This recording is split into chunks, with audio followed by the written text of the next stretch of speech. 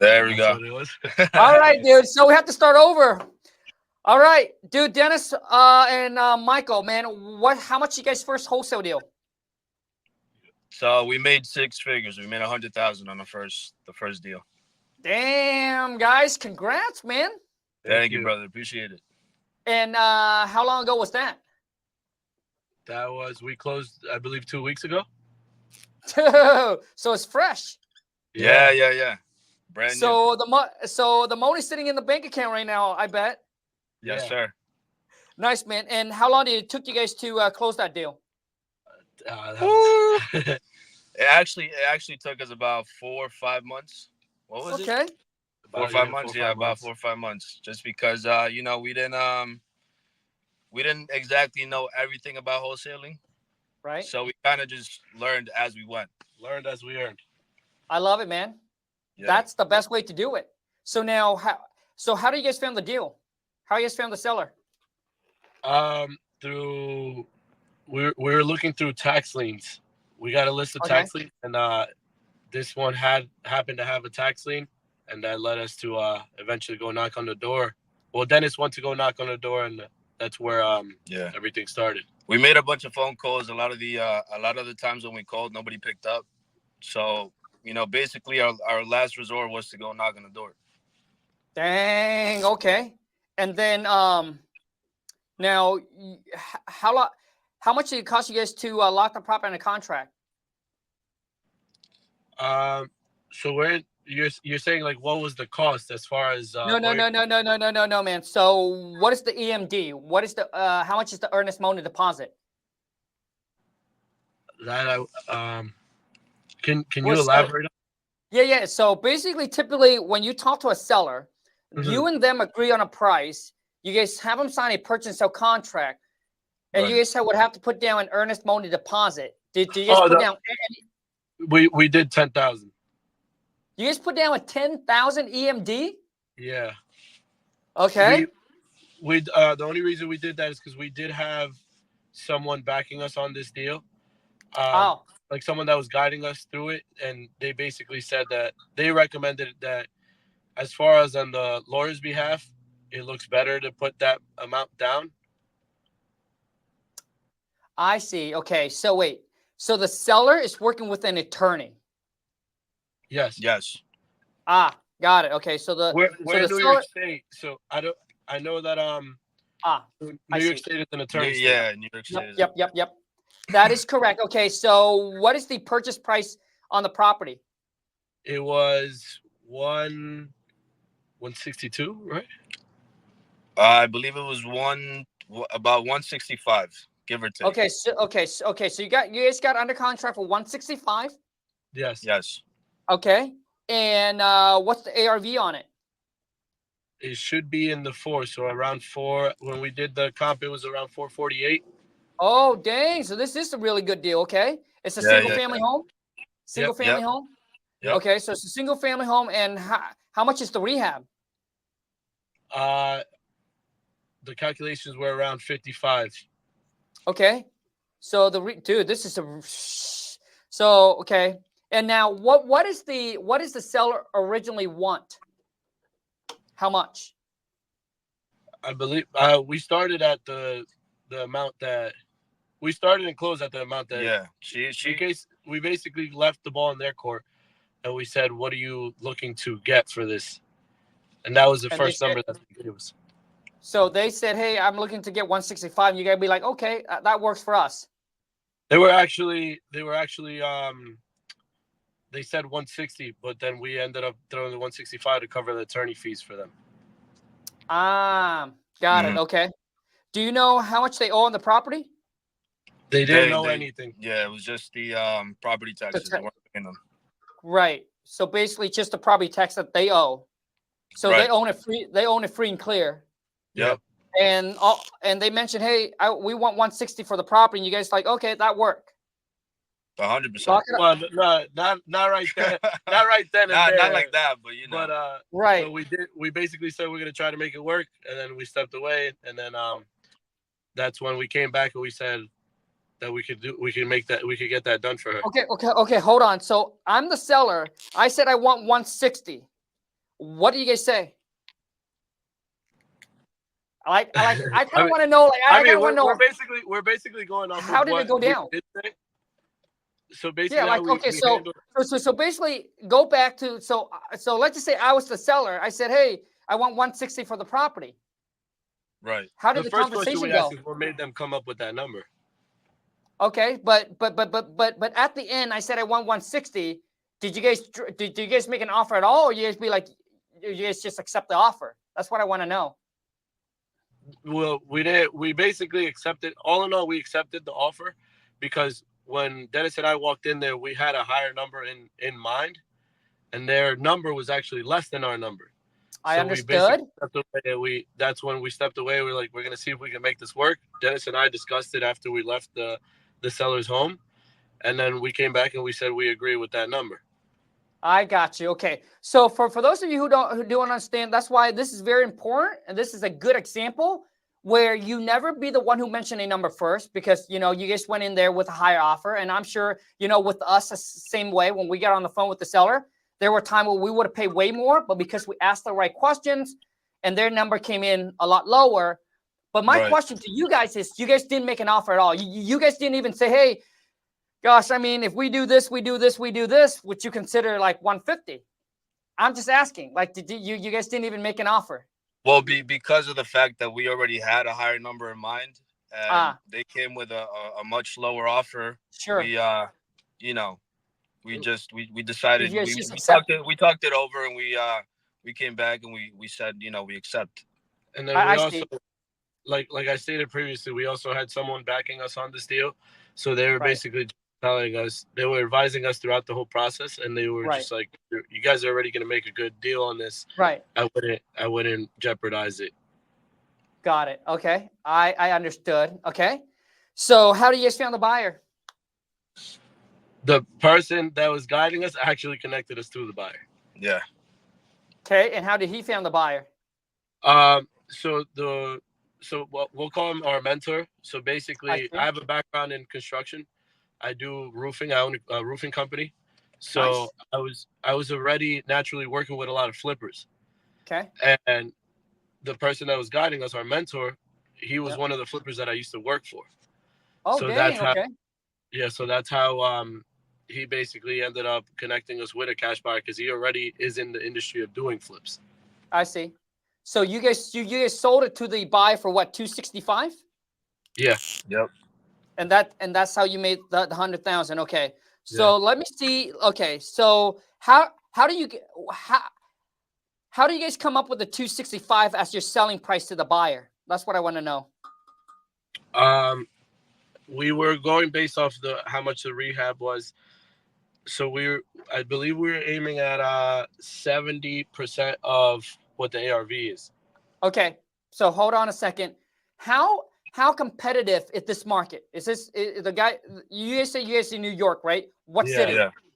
What city? We're in, so the house was in Brentwood, New York. In Long Island. Okay. Very good competitive market, correct? Yeah. Super competitive. So, okay. So the reason I asked you guys this, dude, now obviously, dude, you guys already made $100,000 on the property, which is damn, dude. Hell yeah, bro. But the thing is, I want you guys to understand that every market is different. When you're in a market where it's competitive, where there's a lot of buyers, there's not a whole lot of inventory, like even in Seattle. Dude, even in Seattle, if you get under contract, you guys got under contract for way lower than 30%. But what I'm saying is, when you go and resell to a buyer, don't use the 30% rule. Because when you use the 30% rule, you literally left 10% on the table. So I think in your guys' market, dude, buyers would be like, dude, I'm okay with the 20% discount. So if I go with the 20% discount, I take, 448 minus 20%, you at 358 minus the 58,000, let's just say in repair. So you could have sold the property to the buyer. So you could have marketed out for 300,000 and made an extra $47,000. So what I'm saying here is that you need to learn and understand your market, understand your buyer. So when you get something for super cheap, doesn't mean that you need to send it out for the rule of thumb is the 30% off, right? But in your guys' market, dude, I think you guys can get away with just buyer would be happy with just a 20% discount. Like if they make 20% on their money, they would be happy because they know that they can go in, fix this thing, put it on the market, and it's probably sold in, you know, a week. Right. Because, you know, obviously to them, it's a very competitive market. There's a whole lot of buyers in there, right? So they know that they can unload their inventory and there's not going to be a whole lot of risk.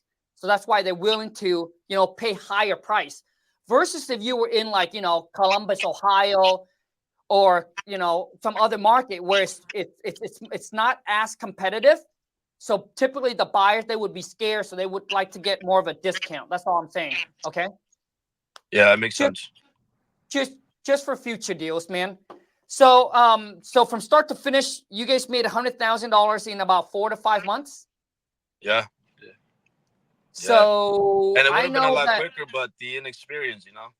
Sure, nope, dude. I have 4 to 5 months, 100 G's, bro. That's hella good, dude. Yeah. So, now, I know, Michael, you're in construction, and so Dennis. So what do you do, bro? So we both run a commercial cleaning company, and I do civil engineering on the side. Oh, okay, nice, man. I remember, dude, my first student, he was in New Jersey. His name is, dude, he was also in construction, but he was tired of managing other people's, you know, basically he's tired of being a general contractor, or I'm sorry, a manager who managed all the property for the guy. So went off doing wholesaling. So what I'm saying, if you're in construction, dude, bro, wholesaling just right down your alley because you probably have all the network of all the buyers already, right? All those, you know, general contractors that you can just sell them the deal, man. Right. So based on everything that you guys have learned, man, if you were to give people like kind of the blueprint, the roadmap of how they can get their first deal, what would you guys do? You know, it's a dealers. From my opinion, yep, I would just say just get it done. And like I said before, is just learn as you earn. Because learn as you earn. I love that, bro. The biggest thing for us, I don't know if it's the same for you, but the biggest thing for us was we had a step-by-step process of everything we had to do, like everything we had to accomplish, and we always had that roadmap. But the thing is, like, it was that mental hurdle that you have to go over, which is you're confused as to what to get done. You just have to get done what's in front of you, and then the next step happens after you finish what's in front of you right now. Right, step by step. We were really lucky that we had that mentor, you know, because he guided us a lot. So basically, okay, so bro, whatever you just mentioned there, the step, because a lot of people, what they do is they haven't done step 1 and they trying to get to step 10 because they feel overwhelmed because they're afraid of this going to happen. Well, what if this happened? What if this happened? What if this happened? I don't know what to do. And then back to what Dennis said, that's why having a mentor is so important because you can always go back and say, hey, dude, I've done that. And then it seems like you guys saying with that mentor, it just gives you a much more of a clear path. So you're not trying to figure out what do I do, but you guys have a blueprint of what you need to do, and you just need to execute on it. Yeah. Right. So how long did it took you guys to get the deal? So from the time that you're like, hey, I want to wholesale, to when you're getting the deal, how long did that took you? So start to finish for the whole process, I would like to say, had there not been any hurdles in the way, because a lot of the time we had to hold the seller's hand. Okay. So had she been fully cooperating, it would have been, I'd like to say, about a 45-day transition. But because we had to be holding the seller's hand, we had to do a lot of things. There was a lot of obstacles in the way that we had to overcome because of her situation.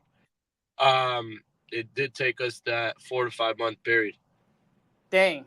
No, seriously, this is the power of having a mentor. So with a mentor, you guys got the property. You guys did what you need to do, right? So he probably told you guys exactly what you need to do. You went out there and you executed. So you say in 45 days, you actually found the seller, locked the property in a contract in 45 days.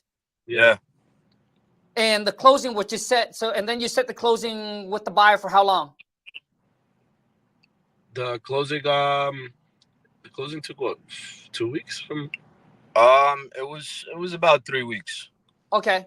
So, weeks. Just because, like Mikey said, you know, there was a lot of hurdles with the seller herself, you know. Sure. So that's the main reason. If those hurdles weren't there, then it would have been a lot quicker. Damn. So just within about 45 to 60 days, let's just say 60 days, 100 G's. 100 G's. Damn, dude. Yeah. So what is your guys' game plan now? Keep going. Yeah. You know, we know it takes a lot of work, a lot of hustle, a lot of determination, and we said it from the start. You know, we're not gonna give up on this deal, because if we give up now, we're gonna give up a lot of deals. So if we could get this deal done, everything else would be a breeze. Love it, dude. Now, what are some last words that you guys want to say to the people who's watching this, man? Any last words you want to say, man? I would just say get into wholesaling. Get into wholesaling and understand that it's a grind. It's a hustle. It's not, you know, it's not, the money's not going to fall in your laps. If you don't work, nothing's going to happen. Yeah. Michael, you want to say anything, dude? I basically just back what he said. I feel like the biggest thing that I could say is just get it done. Like, just the mental hurdles, the hard. I love it, guys. Hey, thank you so much for taking time to jump on and do this, man. I wish you guys a lot of success, and keep me posted on your upcoming deals. 100%. Thank you for the opportunity. Hey, not a problem, dude. Hey, I want to go longer, but I got to go, and the wifey just called. That's why we got to cut this short. Appreciate you guys so much, man. All right, brother. Have a great day, all right? You too, guys.